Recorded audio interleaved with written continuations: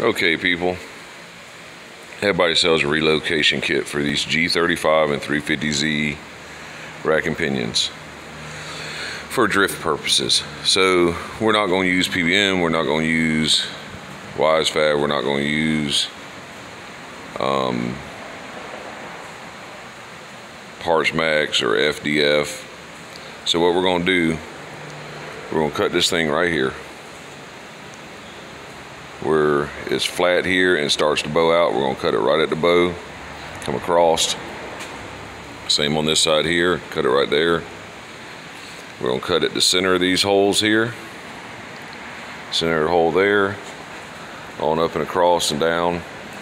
We're going to take this off, this piece here. We're going to cut it loose from this. We're going to reuse that.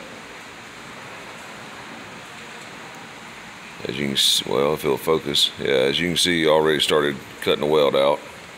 We're going to do the same with this, but we're going to end up trimming this down. We're going to make it shorter, closer to the subframe. And don't know if I'm still going to use this as my face, or if I'm going to cut me a piece of plate to go in here. That will be determined down the line, but we're going to bring you along for the ride a little bit here and there. And see what we come up with. All right, folks, literally grounded around it and just started to pick it up. Trying to do this one-handed, but there we go. And it falls right out. Not too shabby. Like I said, we'll be able to clean that up, weld it back to the new part once we rebuild all this here, but we're going to do the same with that side. We're going to cut her loose at the welds all the way around, and then like I said, we're going to end up shortening this down to the exact same thickness of that. So we'll be getting rid of this big old hump here, and we'll be moving back to like here. So stay tuned. Okay, so what I did to get my measurement on here is I took, you see, I went to the flat surface before it curves up. I went to the flat up here on the subframe. Took me a piece of flat stock, and it took me just another flat piece of metal, which in this case is a file. Made sure it was flat on there. Went down and made my marks so that it came out even with the flat surface of the subframe. So when I do my rack relocation, my lines will be 100% straight. Now I still have to cut this off and continue this line up and around that little corner, but it'll end up looking just like that. But yes, that's how I did my markings. I've seen some other people mark them different ways, but that seems to be 100% a nice straight surface of a straight plane. It comes out middle of those holes just like it's supposed to, at the back of that hole like it's supposed to, and the back of that hole like it's supposed to. Alrighty.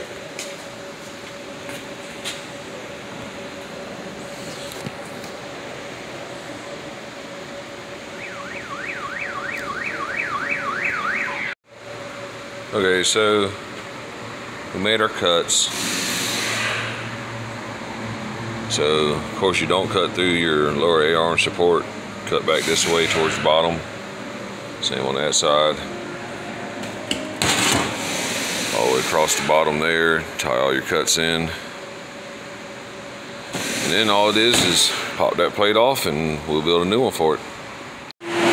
So people, y'all gonna have to I don't apologize for the sound of that fan right there. That thing's loud as hell. But she's cut pretty damn straight. Got a couple little hot spots I gotta take care of. I will tell you one thing, whenever you're cutting this, make sure you have a Sawzall with you also, because you're gonna have to cut that brace there, that little bit of brace there, and these two right here in the middle are a pain in the butt without having a Sawzall.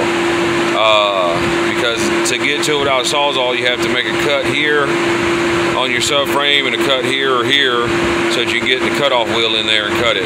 But if you had a Sawzall blade, you'd be able to reach right down in there and Sawzall it off, just for future reference. But yeah, she's cut out. Now all we gotta do is build her back and put her together. All right, folks, so we welded this thing all the way across, all the way around. It's still hot. I know it's raining wild up here.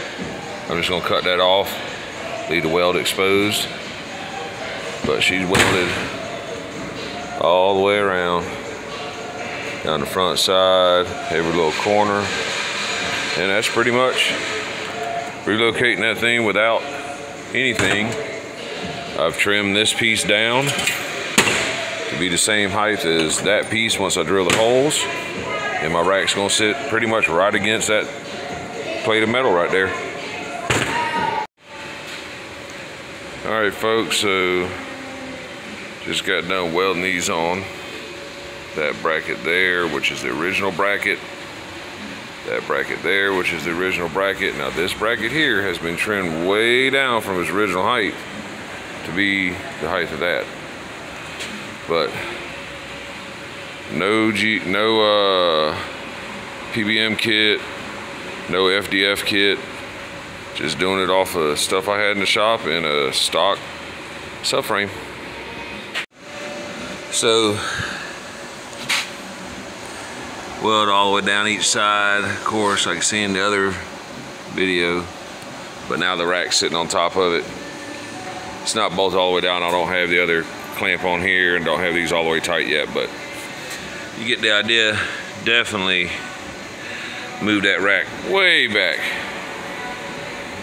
And if you look at the, I think it's the FDF, you have to reuse that anyways, so I guarantee you that thing's back just as far as theirs is, because there ain't no room hardly to get anything between the rack and the subframe hardly. And on this side here it's even worse, because right here the rack dips down and it's literally almost touching that subframe right there. Let's see. Maybe you can see what I'm talking about. Yeah, it's like right on the subframe almost.